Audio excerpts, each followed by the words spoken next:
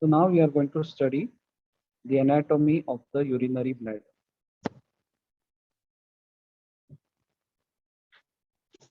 Like the respiratory system develops from foregut, the lower parts of the urinary system, they develop from hindgut. So original hindgut is like this, and it is undivided hindgut. The terminal part is called as cloaca, and this is allantois, which is connected with the umbilicus. Allantois connected with the umbilicus. This is the cloaca. This is the cloacal. This is the cloacal membrane. Cloacal membrane. Original cloaca gets divided by a septum which develops from here. This septum is called as, so this whole thing was cloaca. Now this septum is called as urorectal septum. Urorectal septum, which divides the cloaca now into two parts. This part called as rectum. This part called as primitive urogenital sinus. Primitive urogenital sinus. Primitive urogenital sinus. Here is the opening of mesonephric ducts. This point of opening of the mesonephric duct divides the primitive urogenital sinus into two parts. Upper part called as the vesico-urethral canal, and the lower part, which is called as definitive urogenital sinus. Now we'll draw a chart. Originally there was cloaca, then developed urorectal septum, divided it into rectum and primitive urogenital sinus. Primitive UGS, urogenital. This primitive urogenital sinus further was divided into vesico-urethral canal and definitive urogenital sinus. From this vesico-urethral canal develops the bladder and prostatic urethra. Okay. And from the definitive urogenital sinus develops the pelvic and the phallic urethra.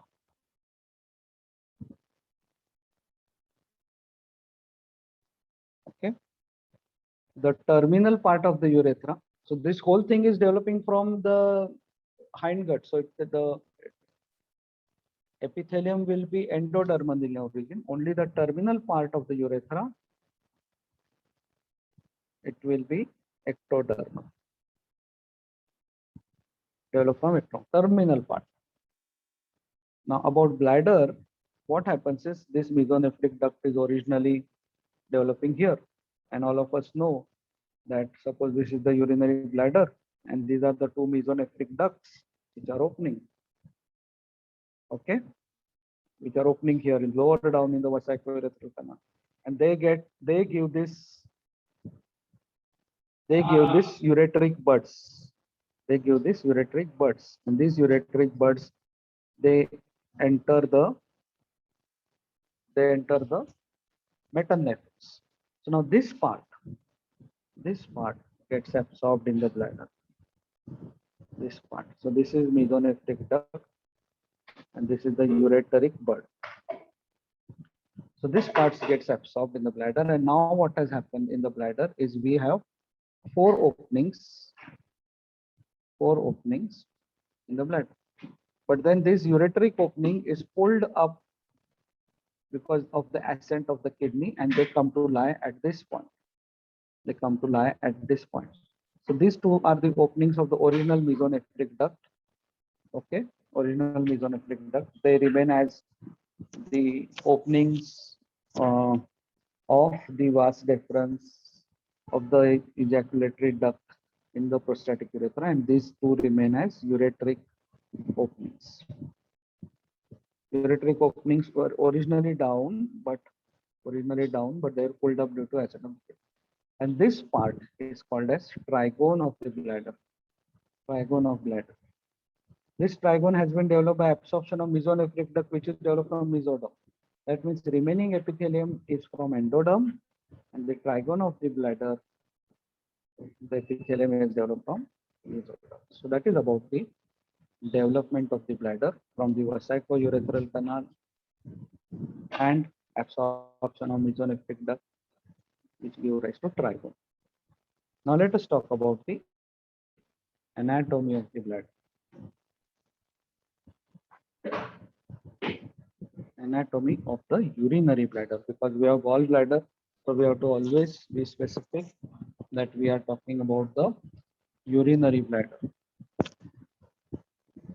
The urinary bladder location. If I say the location of the bladder is in the anterior part of the pelvis, okay.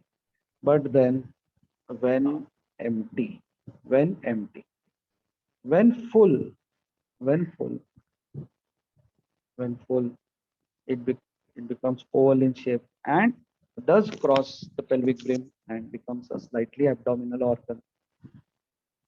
In the children, yes, it is at a higher level, and slowly it descends down into its adult position in the pelvis. So shape of the bladder. So now with location, you have understood that when empty, it is restricted to pelvis. When full, it is pelvic and abdominal. Same thing applies for the shape. The shape of the bladder, which we classically describe like this as tetrahedral. Tetrahedral. But this is again when empty.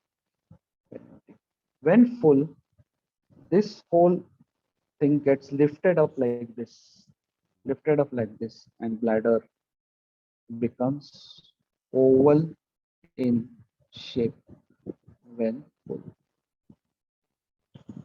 I want to take advantage of this diagram and describe the parts of the bladder. This surface of the bladder is called as superior surface. Okay, and these two borders on the side are called as the lateral borders. Both are the lateral borders. This part is called as the base of the bladder, the posterior part. This is the posterior part, base of the bladder. This part of the bladder is called as the apex of the bladder. Here in this diagram, we have seen that the allantois is going to the umbilicus. So this apex is from here is connected to the umbilicus by median umbilical ligament, which is a remnant of allantois.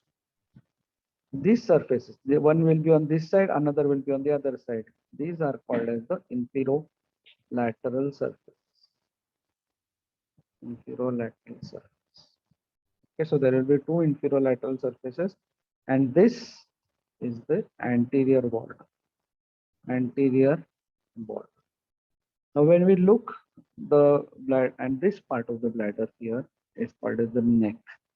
The neck in males will be related to the prostate, and the urethra will come out through the neck in both males and females. But in males, after coming out, it enters the prostate. Okay, so here is the neck is related to prostate in males. Neck is related to the urethra coming out, and in males related to prostate. Okay. If we look at the bladder from a inferior view, so I'm drawing the inferior view of the bladder. So this is how the base looks in an inferior view, and this is the anterior border. These are the inferolateral surfaces. Here is the neck. This is the apex. Okay, this is the base. These are the two lateral borders. And the anterior border, which is separating the two inferolateral surfaces. Means the two inferolateral surfaces are like this, when we look from a superior aspect, and where my both hands are getting united, that is the anterior border. So this is one inferolateral surface. This is another inferolateral surface, where anteriorly they are meeting is the apex. Here will be superior surface. Here will be the, like this will be the base. Okay, lower down will be the neck. So now let us study the relations of the bladder.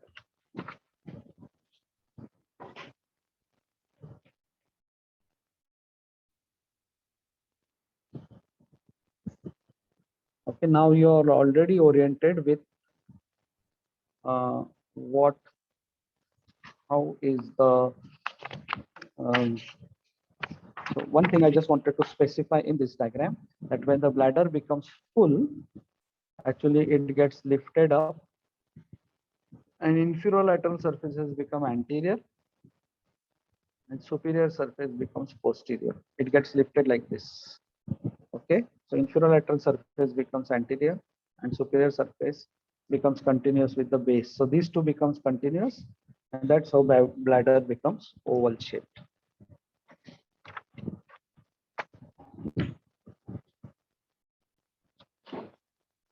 So now we are talking about the relations of the bladder, the various relations. So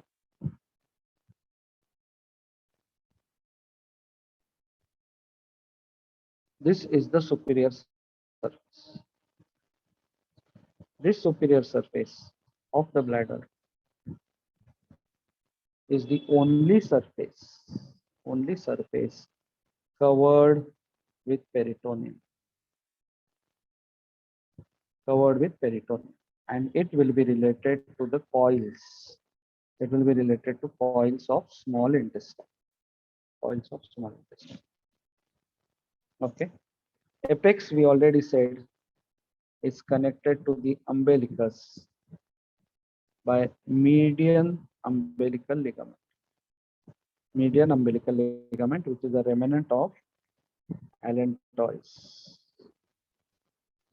The base. Now, in case of males, the two ureters will be opening like this, and the two vas deferens will be coming like this. Okay, and here will be the seminal vesicles and vas deferens. That now, after joining the seminal duct of seminal vesicle, it is called as ejaculatory duct. So neck is related to the urethra. In case of males, the neck is related to the prostrate. So this part is called as the base of the bladder. The base of the bladder has two parts. Upper part of the base, where the peritoneum dips down and goes up like this. Okay, it will be related to the pouch. In case of males, it will be the rectovesical pouch.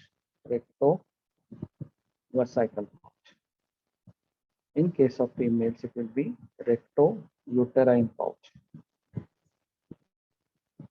Okay. So this upper part will be related to the pouch, lower part will be related to vagina in females, and in case of male to the seminal vesicles, to the ejaculatory duct. Now, inferolateral surfaces. These are the inferolateral surfaces.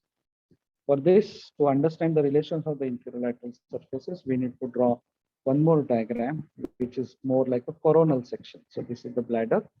This is the neck of the bladder, from where the urethra starts, and it is lying in the prostrate.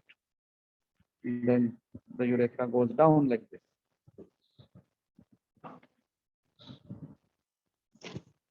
The here will be the pelvis on both the sides, and pelvic wall covered by obturator internus muscle.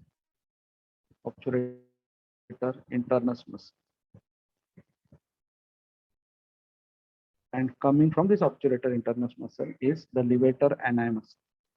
So this muscle is levator ani, which is the pelvic diaphragm. Okay, so these are the two inferolateral surfaces. So inferolateral surfaces will be related to levator ani.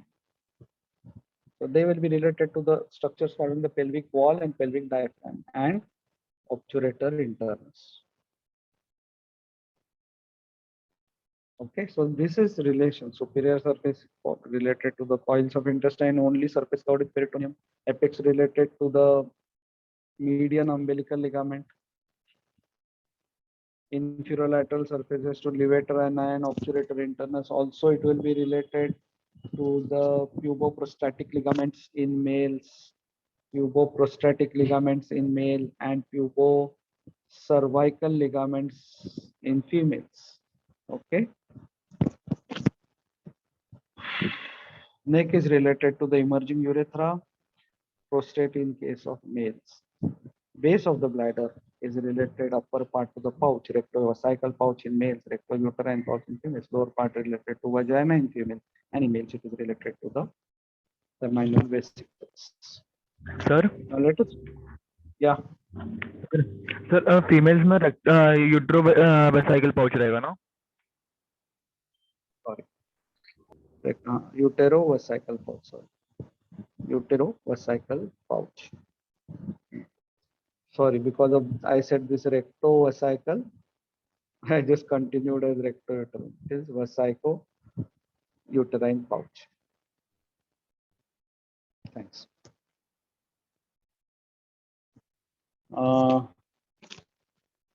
Ligament of bladder. Ligaments of bladder. Again, you will be studying the uterus now, and there also, like at both these places in uterus and in case of bladder, there are true ligaments and false ligaments. Okay, true ligaments like all of us have true friends and false friends. True friends are our true supports. False friends are our friends, but they don't support us. So false ligaments, they don't support the bladder as such. Okay.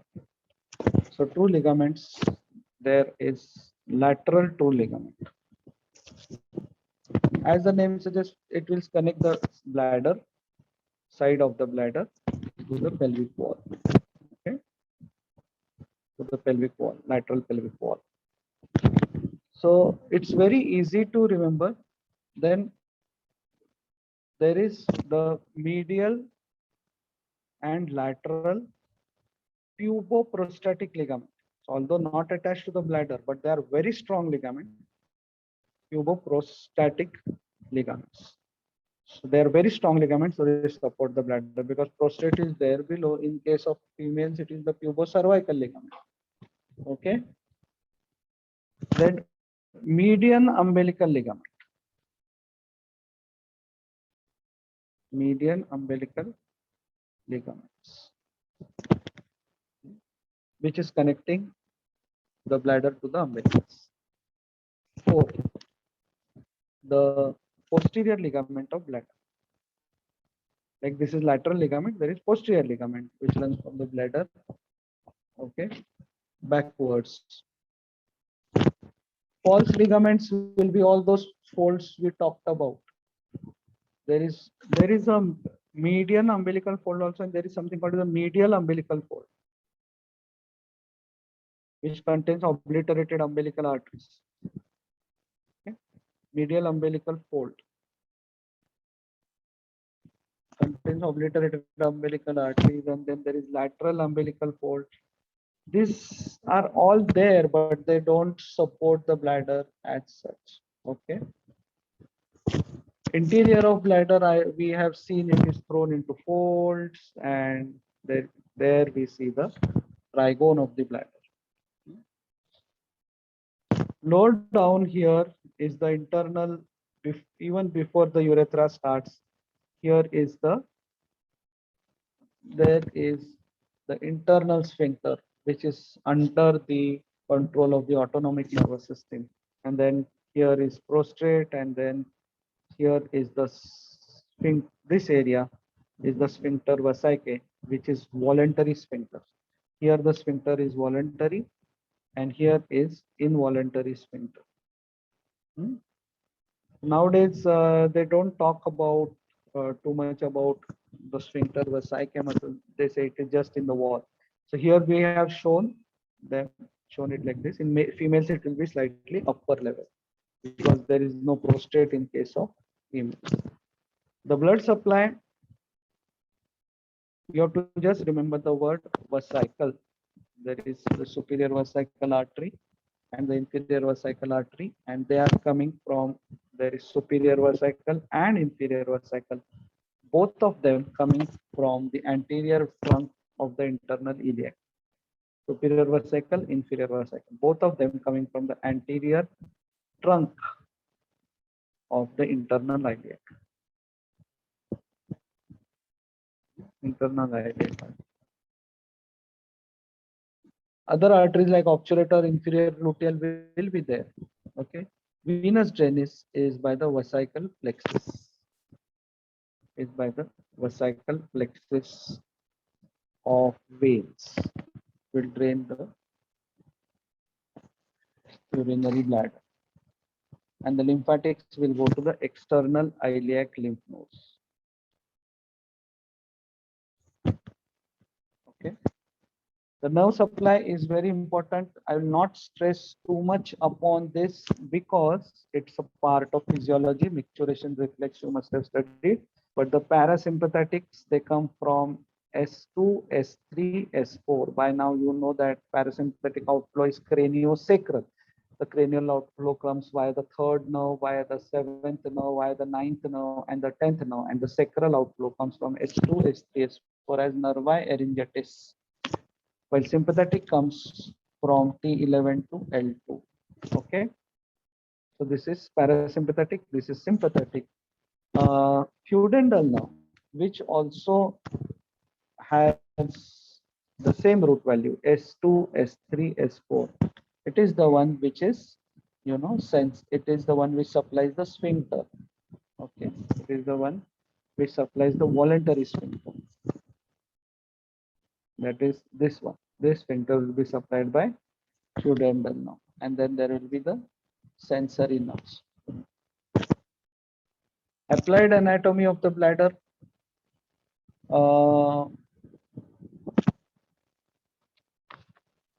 Let us use our same formula, but before applied anatomy, let's talk about the histology of the bladder. Okay. Histology of the bladder, some folds. The mucosa is thrown into folds. Okay. And on this, there are cells where the lower level of cells are columnar. Okay, tall cells, columnar cells. Okay. And the next layer of cells is cuboidal. So these are columnar, and then next are cuboidal cells.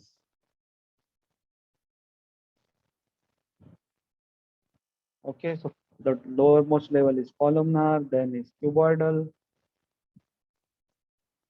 and the uppermost are the umbrella cells. Umbrella cells.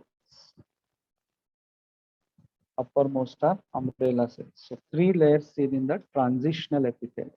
Transitional epithelium. Transitional epithelium, the lowermost layer columnar, then cuboidal cells, and then umbrella cells. These umbrella cells have thick and thin parts. Thick and thin parts. So along the thick parts go like this. So normally, when the bladder is not stretched, it looks like this. When it gets stretched, it looks like this. So these parts which are folded on themselves, when the bladder gets stretched, they also get stretched. So this is the organ whose size keeps on increasing and decreasing. Therefore, this umbrella cells, their cell membranes have uh, these thick and thin parts and folded along the thick parts. And when it gets stretched, when the cells get stretched, these thick parts unfold themselves and they become like this. This is how the cell gets stretched. The umbrella cell membrane gets uh, stretched. The capacity of the bladder, we get a sensation that there is urine in the bladder at 200 ml. At 500 ml, it becomes painful. We can tolerate. At 1000 ml, the bladder may burst. Okay, or a person may lose control, and beyond 500 ml, a person can lose control over retaining the urine when it becomes too painful. So when it becomes 200 ml, one gets a sensation. So one should not wait all the time to become 500 ml. Applied anatomy. Let's use our same formula, congenital anomalies. Congenital anomalies is ectopic vesicae, where the bladder fails to develop because the lower anterior abdominal wall doesn't develop. So bladder wall doesn't get support. So we have a bladder directly opening on the surface, and we can see the ureteric openings also and urine coming out of it. That is called as ectopic vesicae. Then this allantois, if it doesn't get obliterated, there is a fistula from the bladder and urine may come out of umbilicus also. So this is urinary bladder, this is umbilicus, and this is the patent allantois. Okay. Congenital anomalies, then investigation of the bladder is called as cystoscopy. Medically, cystitis is the infection of the bladder, common in females because the urethra is only 4 centimeter long.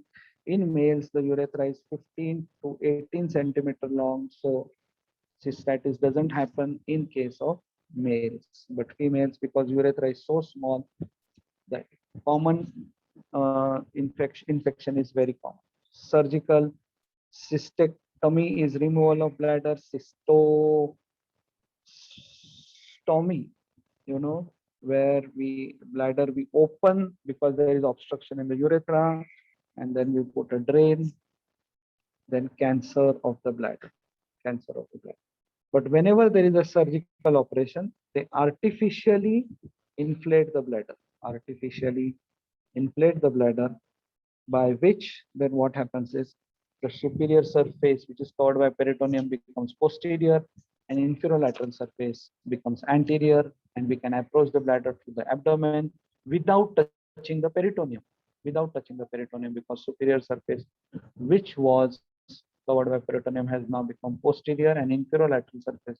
That's how surgically we approach the bladder, knowing the anatomy that the superior surface is the only surface covered by peritoneum. We don't want to touch the peritoneum because once peritoneum gets infected, it can lead to peritonitis. So thank you so much.